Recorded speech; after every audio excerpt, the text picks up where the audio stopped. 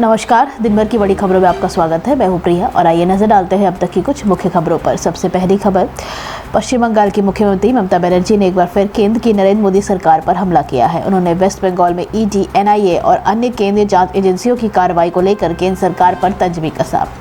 ईद उल फितर के मौके पर कोलकाता के रोड पर जुटे लोगों और अपने कार्यकर्ताओं को संबोधित करते हुए ममता बनर्जी ने कहा कि कोई भी अगर दंगा करना आता है तो आप चुपचाप रहिए, अपना माथा ठंडा रखिए।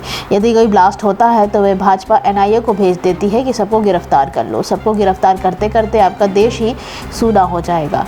हम सुंदर आसमान चाहते हैं जिसके लिए सभी का साथ रहना जरूरी है। लोकसभा चुनाव से पहले तृणमूल कांग्रेस और बीजेपी के बीच नेशनल इन्वेस्टिगेशन एजेंसी को लेकर विवाद खड़ा हो गया है। दरअसल एनआईए की टीम 2022 बम विस्फोटक मामले में शनिवार को पूर्व मिदनापुर जिले के भूपतनगर में छापा मारने गई थी। इस दौरान टीम पर हमला हुआ। इस घटना पर प्रधानमंत्री मोदी और पश्चिम बंगाल की मुख्यमंत्री ममता बनर्जी के बीच जुबानी जंग शुरू हो गई है। पीएम मोदी ने जहां तृणमूल कांग्रेस पर संविधान को बर्बाद करने और भ्रष्ट नेताओं को बचाने की कोशिश करने का आरोप लगाया, तो वहीं दूसरी ओर ममता बनर्जी ने आरोप लगाया कि केंद्रीय जांच एजेंसी तृणमूल नेताओं को बीजेपी में शामिल होने के लिए धमकी दे रही है।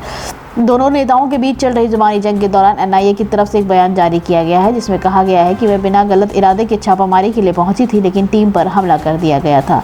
पश्चिम बंगाल के जलपाईगुड़ी में रविवार को एक चुनावी रैली के दौरान प्रधानमंत्री ने टीएमसी पर खूब हमला भी बोला था। उन्होंने कहा था कि टीएमसी अपने भ्रष्ट नेताओं को खुलेआम पद पर बने रहने का लाइसेंस दिलाना चाहती है। अगली खबर, सिक्किम विधानसभा चुनाव के लिए भाजपा ने आज अपना घोषणा पत्र जारी कर दिया है। सिक्किम की राजधानी गंगटोक में पार्टी अध्यक्ष जेपी नड्डा ने पार्टी का घोषणा पत्र जारी किया। इस दौरान जेपी नड्डा ने कहा कि प्रधानमंत्री उत्तर पूर्व के विकास के लिए लगातार काम कर रहे हैं। उनका विजन है कि देश के हर कोने से कनेक्टिविटी रहनी चाहिए। नड्डा ने कहा कि बीते 10 वर्षों में सिक्किम में आए बदलाव को आप खुद देख सकते हैं। सिक्किम की 32 विधानसभा सीटों और 1 लोकसभा सीट पर 19 अप्रैल को मतदान होना है। भाजपा अध्यक्ष जेपी नड्डा ने पार्टी का घोषणा पत्र जारी करने के बाद कहा कि आपको जानकर खुशी होगी कि मोदी जी द्वारा पूर्वोत्तर में 5 लाख करोड़ रुपए पिछले 10 वर्ष में खर्च किए गए हैं। पिछली सरकार ने उत्तर पूर्वी राज्यों को उनके हाल पर छोड़ दिया था। कांग्रेस का काम करने का यही तरीका था। प्रधानमंत्री बनने के बाद पीएम मोदी ने ही लुक ईस्ट, एक्ट ईस्ट और एक्ट फर्स्ट नीति बनाई थी। नड्डा ने कहा कि प्रधानमंत्री द्वारा सिक्किम में करीब 55,000 करोड़ रुपए के प्रोजेक्ट्स का उद्घाटन और शिलान्यास किया गया है। जेपी नड्डा ने आगे कहा कि हम अनुच्छेद 317F की आत्मा और उसके तत्वों को सुरक्षित रखेंगे।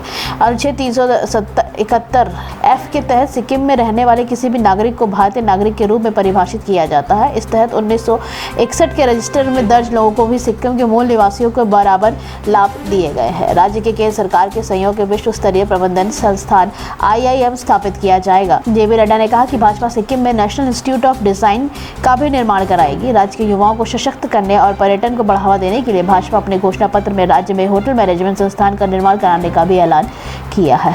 अगली खबर, कांग्रेस महासचिव जयराम रमेश ने असम के मुख्यमंत्री हेमंत बिस्वा शर्मा पर निशाना साधा। उन्होंने दावा किया है कि कांग्रेस ने शर्मा को पहचान दी और यही वजह है कि वह हर समय इसके बारे में सोचते रहते हैं। जयराम रमेश ने एक प्रेस कॉन्फ्रेंस में कहा कि अवसरवादी नेताओं के भाजपा में शामिल होने के बाद कांग्रेस नई तरीके से खुद को मजबूत कर रही है। उन्होंने कहा कि प्रधानमंत्री कहते हैं कि ये अमृत काल है, लेकिन वास्तव में ये अन्याय काल है। किसानों, युवाओं, महिलाओं, मजदूर और पिछड़ों के साथ अन्याय हुआ है। यह चुनाव पिछले 10 साल के अन्याय से मुक्ति पाने के लिए है। कांग्रेस के पास 25 गारंटी के साथ भारत को अन्याय से मुक्त कराने का समाधान भी है। यह किसी व्यक्ति के नहीं बल्कि पार्टी की गारंटी है। कांग्रेस नेता ने आगे कहा कि प्रधानमंत्री यह भी कहते हैं कि पिछले 10 साल में सिर्फ ट्रेलर था, तस्वीर अभी बाकी है। हाँ, मणिपुर सिर्फ ट्रेलर था और अगर हम लोग फिर से भाजपा को चुनते हैं तो हम पूरी तस्वीर देखेंगे। वे समुदाय को एक दूसरे के खिलाफ लड़वाने में माहिर हैं। उन्होंने दावा किया कि यह लोकसभा चुनाव लोकतंत्र, संविधान और देश की विविधता को बचाने का चुनाव है। आगे जयराम रमेश ने कहा कि सीएम शर्मा को कांग्रेस ने पहचान दी। वे पहले कोई नहीं थे। तरुण गोगोई के सीएम रहने के दौरान 15 साल तक मंत्री रहे। बाद में वे कांग्रेस से विश्वासघात कर भाजपा में शामिल हो गए। मैंने उनका जैसा विश्वासघाती कभी नहीं देखा। गोगोई की वजह से ही शर्मा को प्रसिद्धि मिली थी, अन्यथा वे गुमनामी में खो जाते। राज्य में बड़ी संख्या में कांग्रेस नेताओं को पार्टी छोड़ने की चिंता को खारिज करते हुए रमेश ने कहा कि समर्पित युवाओं को इसके कारण अवसर मिल रहे हैं। उन्होंने कहा कि यह सही बात है कि लोग पार्टी छोड़कर गए हैं, लेकिन यह युवाओं के लिए दरवाजे खोल देता है। अगली खबर, बहुजन समाज पार्टी के सांसद मलूक नागर ने पार्टी छोड़ दी है। वे जयंत चौधरी की पार्टी राष्ट्रीय जनता दल में शामिल हो गए हैं। मलूक नागर पश्चिमी यूपी के सबसे अमीर सांसद हैं और ईडी उनके घर में छापेमारी भी की थी। अब चुनाव से ठीक पहले उन्होंने पार्टी बदलने का फैसला किया है। मलूक नागर ने बीएसपी छोड़ते हुए कहा कि वे पार्टी छोड़ने के लिए मजबूर हैं। मलूक का परिवार लंबे समय से बीएसपी का हिस्सा रहा है। वे खुद को 2 बार बीएसपी के टिकट पर चुनाव हारने के बाद सांसद बने, लेकिन अब उन्होंने पाला बदलने का फैसला किया है। 17वीं सदी में सबसे ज्यादा 854 मुद्दों को उठाने वाले मलूक नागर का जन्म हापुड़ के शकरपुर में हुआ था। 1980 में हाई स्कूल और 1985 में बीएससी की डिग्री करने के बाद उन्होंने बिजनेस करने का फैसला किया था। मलूक नागर उत्तर प्रदेश के बड़े कारोबारियों में शामिल हैं। 2019 में उन्होंने अपनी कुल संपत्ति 25 करोड़ रुपए के करीब बताई थी। इसमें 115 करोड़ की अचल संपत्ति शामिल है। इनके ऊपर 101 रुपए करोड़ का बैंक का कर्ज भी है। एसबीआई ने उनकी और उनके खिलाफ 55 करोड़ रुपए की वसूली का नोटिस भी जारी किया था। इसके बाद आयकर विभाग ने उनके कुछ ठिकानों पर छापेमारी भी की थी। मलूक नागर ने लिखा है कि मजबूरी में उन्हें पार्टी छोड़नी पड़ रही है। उन्होंने 2 पन्ने की चिट्ठी में लिखा कि उनका परिवार करीब 39 साल से लगातार बीएसपी का हिस्सा रहा है। इस दौरान उन्हें ब्लॉक प्रमुख, चेयरमैन, विधायक, मंत्री, सांसद और कई अन्य अहम पदों पर रखा गया, लेकिन पहली बार वे कोई चुनाव नहीं लड़ पाए। 18 साल तक पार्टी में रहने वाले नागर ने आभार जताते हुए बीएसपी छोड़ी है। अगली खबर, ओडिशा के मुख्यमंत्री नवीन पटनायक ने बीजू जनता दल के मौजूदा विधायक अरविंद धाली व प्रेमनाथ नायक को स्पीकर प्रमिला मालिक के अयोग्य घोषित किया है। दोनों के खिलाफ बीजेपी में शामिल होने को लेकर दल बदल विरोधी कानून के तहत गुरुवार को यह कार्रवाई स्पीकर ने की है। हाल ही में अरविंद धाली और प्रेमानंद नायक बीजेडी से बीजेपी में शामिल हो गए थे। धाली ने इस दौरान बीजेडी पर निशाना साधते हुए कहा था कि मौजूदा शासन अब राज्य के लिए अच्छा नहीं है और आने वाले दिनों में बीजेपी राज्य की सत्ता में आएगी। जयदेव सीट से विधायक अरविंद धाली ने इस दौरान कहा था कि राज्य में उन लोगों का दम घुट रहा है और बीजेडी में फिलहाल कोई लोकतंत्र नहीं बचा है। वरिष्ठ नेताओं को बीजेडी में कभी उचित सम्मान नहीं मिलता है। मौजूदा विधायक के खिलाफ समांतर उम्मीदवार मैदान में उतारे जा रहे हैं। वहीं प्रेमानंद नायक ने इस्तीफा देते हुए कहा था कि पार्टी मुझे दरकिनार कर रही है। प्रेमानंद नायक ने सीएम नवीन पटनायक को भेजे इस्तीफे में कहा था कि दरकिनार करने के कारण मैं इस्तीफा दे रहा हूं। मुझे लगातार बीजेडी में नजरअंदाज किया जा रहा है। ऐसे में पार्टी में रहना मेरे लिए मुश्किल हो गया है। अगली खबर, गर्मी में तपिश झेल रहे राज्यों को इससे जल्द निजात मिल सकती है। इस बार मॉनसून समय से पहले दस्तक दे सकता है और झमाझम बारिश के भी आसार दिख रहे हैं।